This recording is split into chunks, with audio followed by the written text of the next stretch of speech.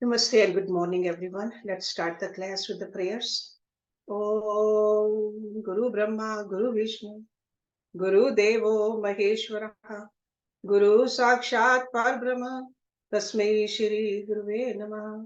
Om Bhurбhavасваha, Tatsavitravare Bhargo Devasya Dhimahi, Dhiyo Yo Nah Prachodayat. Asto ma sadgamya, tamso ma jyotirgamya, mrityurma amritam gamya. Om sehna bhavatu, sehna bhunaktu, saviryam karvavai. Tejasvi navadhitamastu ma vidvishavahi. Om shanti shanti shanti. Tuesday's class we are studying Uddhava Gita, and we are starting the second chapter today, and the title of this is Story of Pingala. So this is story being told to Uddhav ji by Krishna ji. And in the story, there is another story which an Avdhut, a Brahman, is telling a king how he attained that state of mind where he is happy without anything. He is blissful. Nothing disturbs him. How he attained it. He said, I have had many teachers. From the nature I learned, and this is the story which is going on. So let's look at the summary of this chapter. So in this chapter, the Supreme Lord Shri Krishna describes to Uddhava what the Avdhut Brahman had learned from 9 spiritual masters.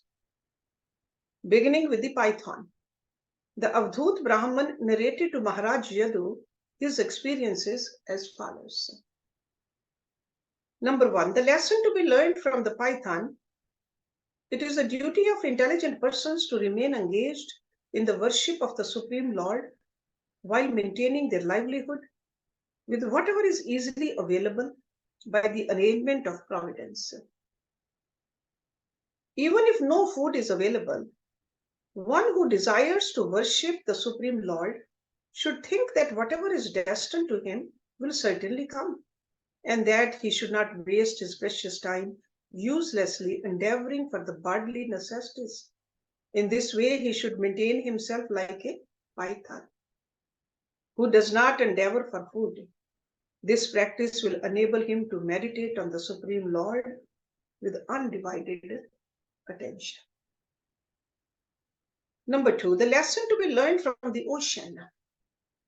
Self-realized souls who are inclined towards the Supreme Lord appear very pure and grave, just like the water of a calm ocean. As the ocean does not increase during the rainy season, even as many rivers flow into it, nor does it dry up in summer when no water from the rivers enter it. A self-realized soul is neither elated when he receives objects of the enjoyment, nor distressed when such objects are lacking. Number 3, the lesson to be learned from the moth. Just as a moth is enticed by a fire, flies into the fire, and dies, foolish people whose senses are not controlled are attracted by the form of a woman, her golden ornaments, and her dress, and thus fall down to the darkest regions of hell. Chasing after these embodiments of the divine illusory energy of the Lord, one ultimately loses his life and falls down into the most horrible hell. Number 4, the lesson to be learned from the bee. There are 2 kinds of bees, the bumblebee and the honeybee. The lesson to be learned from the bumblebee is that a self-realized soul should maintain himself by begging a little bit from door to door. He should collect essential truths from all the scriptures, whether they be great or insignificant. The lesson to be learned from the honeybee is that a renounced person should not accumulate food, thinking that he will eat it later in the evening or next day. If he does so, he will be destroyed along with his accumulated food, just as a greedy honeybee is destroyed along with its honey. Number 5, the lesson to be learned from an elephant. The male elephant follows the female elephant with a desire to enjoy her, and thus falls into a ditch made by a hunter and is trapped. In the same way, one who is attached to the form of a woman is destroyed by falling deep into the well of material existence. Number 6, the lesson to be learned from the honey thief. Just as a man takes all the honey that was collected with hard labor by the honeybees, one in the renounced order of life has the privilege of enjoying before anyone else the food and other valuable things purchased by the hard-earned money of householders. Number 7, the lesson to be learned from the deer. Just as a deer loses his life after being attracted by the music of a hunter, the life of a person who is attached to worldly songs is wasted. Number 8, the lesson to be learned from the fish. Just as a fish meets with death when it tries to enjoy the baited fish hook, unintelligent people spoil their valuable human lives by being slaves to the demands of the insatiable tongue. Number 9, there was once a prostitute named Pingala who lived in the city of Videha, and from her the Avdhut learned a lesson. One day Pingala dressed herself nicely and waited impatiently from evening to midnight for the arrival of her paramour. When he did not come, Pingala became so disappointed that she developed detachment. Being inspired by her conscience, she abandoned her sinful desire, born of the thirst for meeting her paramour. She then meditated on Shri Hari and attained great peace in her mind. The instruction received from her is that desire for material enjoyment is the cause for our distress. Therefore, only one who has given up such desires can fix himself in meditation upon the Supreme Lord and thus achieve transcendental peace. So now this chapter starts, and the very first verse of chapter 2. So this Brahman is saying, so that's why it says, Shri Brahman Uvach. Sukham Indriyakam Rajan, Swarge Narak Evacha, Dehi Nam Yad Tat Yatha Dukham, Tasman Nechedet Tad Buddha. The Avdhut Brahman said, O king, just as material miseries come upon the living entities, whether in heaven or in hell, without endeavor, material happiness will automatically come without seeking it. For this reason, intelligent persons never endeavor for material enjoyment. So commentary on that is, this chapter describes 9 spiritual masters, beginning with the python. Later on, the disappointment that the prostitute Pingala experienced will be described as the cause of her happiness. One should not work very hard simply for bodily maintenance. In this regard, what can be learned from the python will be described in the following 4 verses. Just as distress comes without any endeavor, happiness will come to us of its own accord, and so what's the need to endeavor for it?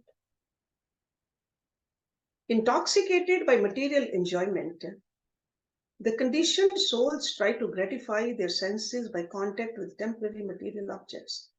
This enjoyment is of 2 types, worldly and heavenly. The conditioned souls enjoy sense gratification as long as they are alive, and then after death, according to their karma, pious souls enjoy heavenly pleasure, while impious souls suffer in hellish conditions. Rather than pursue the path of fruitive activities for attaining the heavenly planets or becoming sense enjoyers in contact with temporary material objects, intelligent people should become inclined towards the service of Kamdev Vishnu, who is the director and aim of our senses. So he says we should do bhakti, but without any kamnas. Even the desires of the heavenly pleasure we should not have. That is a life rightly lived. So verse number 2, Grasam Sumrishtam virasam mahantam satokam eva yadrichev apatitam grased ajagro kriya. Like the Pathan, one should give up material endeavors and accept for one's maintenance food that comes of its own accord. Whether such food is delicious or tasteless, ample or meager. So now he's saying that Python, that's what I have learned from Python. This Avadhut is saying. The propensity of the Python is to be inactive and make no endeavor for his maintenance. The Python is satisfied with whatever comes of its own accord. Instead of endeavoring for sense enjoyments, it remains satisfied with any condition of life. It does not try to eat palatable food or too much food, or it does not try to manipulate the senses, mind, and speech for attaining happiness. Instead, the Python always displays its gravity. The lesson to be learned from the Python is that those who are inclining towards the service of the Lord Krishna should not be anxious to gratify their senses. They should not be bound up by the urges of the belly and genitals. One should remain indifferent to such propensities. Eating too much, collecting too much, and endeavoring too much are not favorable for the service of the Supreme Lord. Rather than seeing the Python as a mere snake, one should consider it to be a spiritual master. Indeed, one who can see how the Supreme Lord is present everywhere must be considered a Maha Bhagavat. Only those who are fully surrendered to the Supreme Lord are actually sober and qualified to serve the Supreme Lord. They are like the Python, who is never agitated for sense enjoyments. Verse number 3. Shaitahanihi bhurinihi niraharo nuparkrama yadi nopanyet grasoho mahahir ivdisht bhuk.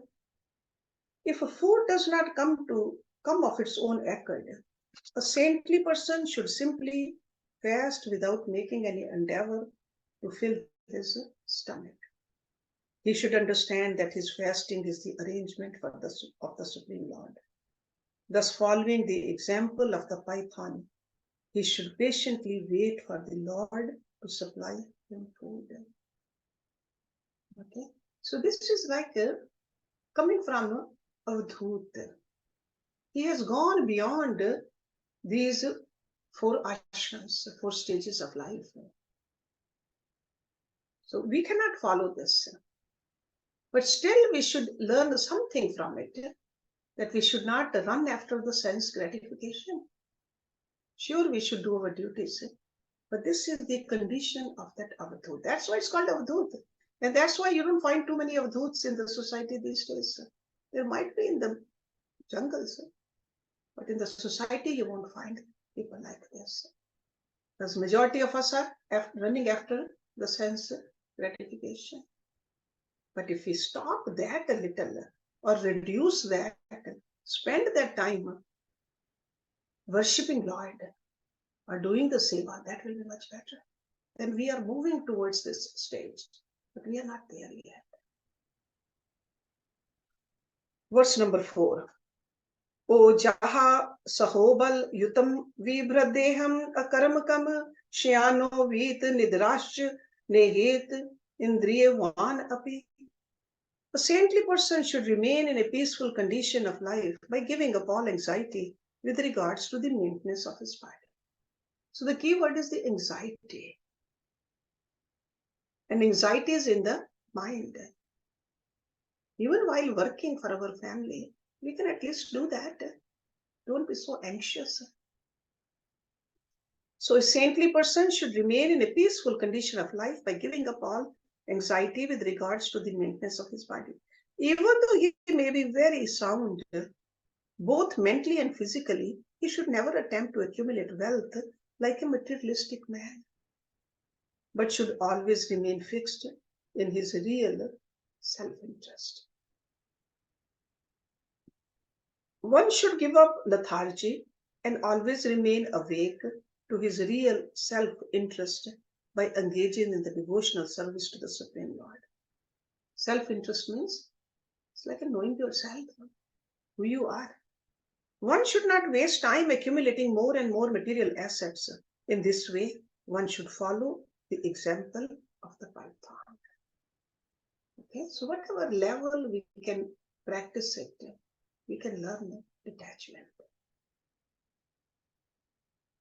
Now, verse number 5, he is moving on to the next picture, the sea, the ocean. Verse number 5. Munihi prasannaha gambhiroho durvigahyo duratyaha anant paro hi akshobhya stitmitodaha iv arnavaha. A saintly sage is happy and pleasing in his external behavior, whereas internally he is most grave and thoughtful. Grave means deep. Because he is unfathomable, unconquerable, and unlimited. He is never disturbed. And thus, in all respects, he is like the tranquil waters of the unfathomable and unsurpassable ocean. So he's talking about a saintly person, the qualities of a saintly person. Lord Krishna mentioned, he gave this analogy also in Bhagavad Gita, 2nd chapter. He said, yogi's mind is like an ocean. This and the next verse describe the lesson to be learned from the ocean. The self-realized soul is as grave as the ocean. That means as deep as the ocean. Because he does not allow anyone to understand his intentions. A saintly person is thus unfathomable and does not reveal his mentality to others. See, average person just blurts it out. Okay, so saintly person in Hindi, as we say, is Gambhir.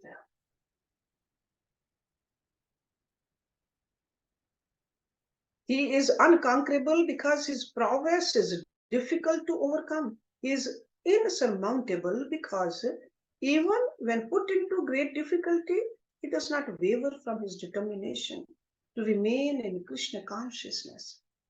He does not reveal his mind to others, and others do not agitate him because he has conquered the urges of the mind and senses. Verse number 6. So this is also about the ocean. Samriddh kamo hinova narayana paromuni na utsarpet na shushyet saridbhir iv sagraha.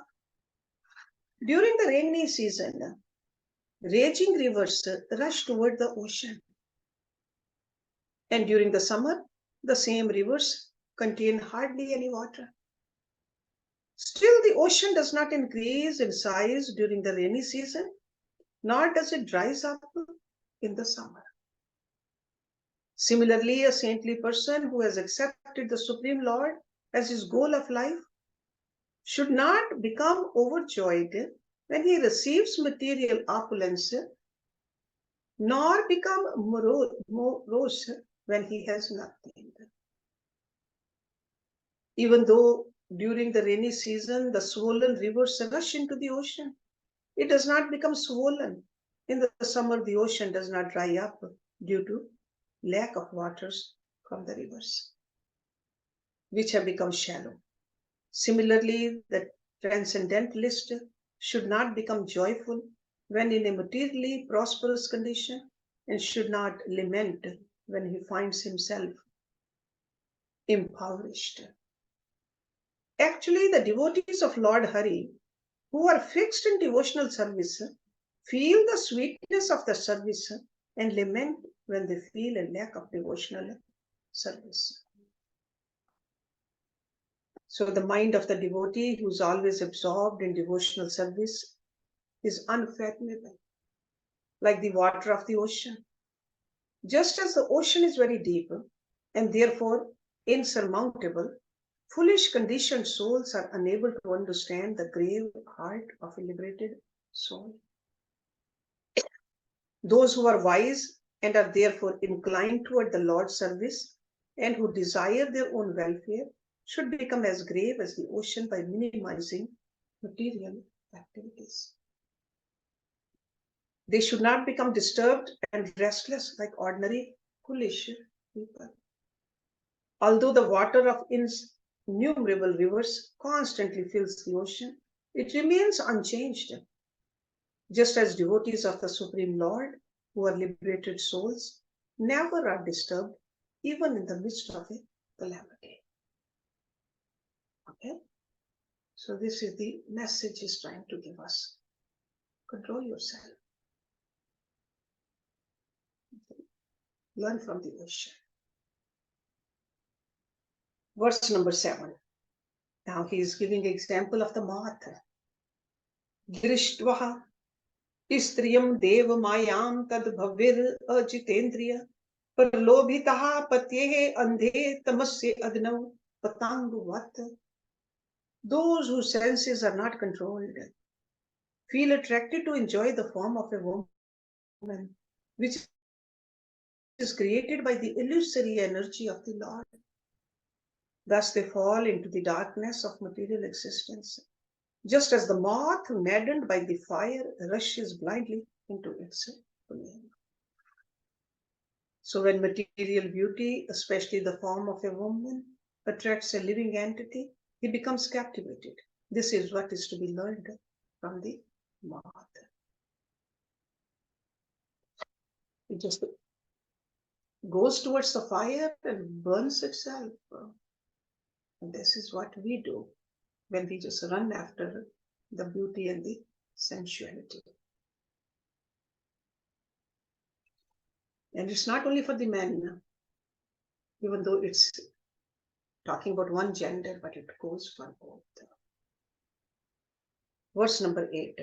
Yoshid dhrinyaha bharan ambaradihi draveshu maya rachiteshu muda pralobhitatma hi upbhog buddhya patang van nashyati nasht drishtihi. Foolish people are immediately aroused at the sight of a lusty woman who is beautifully decorated with golden ornaments, fine clothing, and other cosmetic features. Being eager to enjoy her, such foolish people lose all intelligence and are destroyed, just like the moth who rushes into the blazing fire. Si patang van nashyati nasht drishtihi. Although a woman is attractive for all five senses, the perception of her form is mentioned first because of its prominence.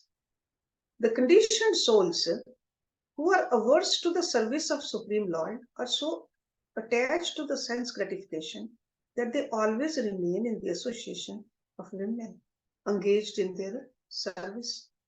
Such persons are controlled by their wives, their fine dress, and their cosmetic arrangements, and they cannot understand that these are like a trap meant for their destruction.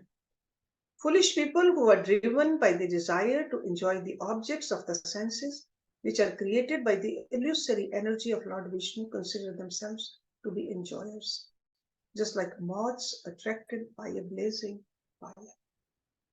They endeavor to remain entangled in the material world because they think that it is a place of enjoyment.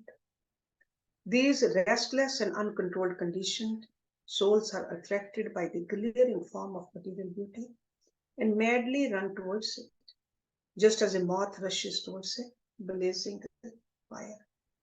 As a result, they fall into the darkness of ignorance and lose all chance for spiritual happiness. Therefore, those who have material desires and are thus engaged in fruitive activities and who have thus fallen into the trap of material enjoyment should take this lesson from the moth. Verse number 9. Now the example of a honeybee. Satokam satokam grased grasam deho vartet yavata Grahan ahsisan atishtet vritim madhu karim muni. The self-realized sale should accept only enough food to keep his body and soul together. Taking just a little from different houses without giving trouble to the householders. In this way, one should take a lesson from the honey bee. In this and the next verse, the lesson to be learned from the honeybee is being described. A honeybee may sometimes become attracted by the extraordinary aroma of a lotus flower and sit on it the whole day. However, when the lotus closes its petals at sunset, the honeybee is trapped. Similarly, an intelligent person should not become attracted by the generosity of a householder who gives him sumptuous food and thus become ensnared in materialistic life. For this reason, a saintly person should collect a little food from many houses. By taking too much again and again, a mendicant should not give trouble to householders. So he's talking to people who are in the sannyas order because they are allowed to go home to home, but we are not. We are householders, but we can learn from it too. Okay? A honeybee collects a small amount of honey from many flowers. A saintly devotee should take this lesson from his spiritual master and honeybee. Instead of asking for a large quantity of alms from a particular householder, a saintly person should accept only that which is necessary for his maintenance by taking a small amount of food from many householders. Such behavior will not cause any difficulty to the householders. If a householder is regularly asked to give sumptuous food, he may certainly become displeased with the mendicant. Those who are mendicants should take this lesson of the honeybee. To accumulate vast assets for undertaking welfare activities is an impediment on the path of Krishna consciousness. Let's do one more and then we'll talk about it.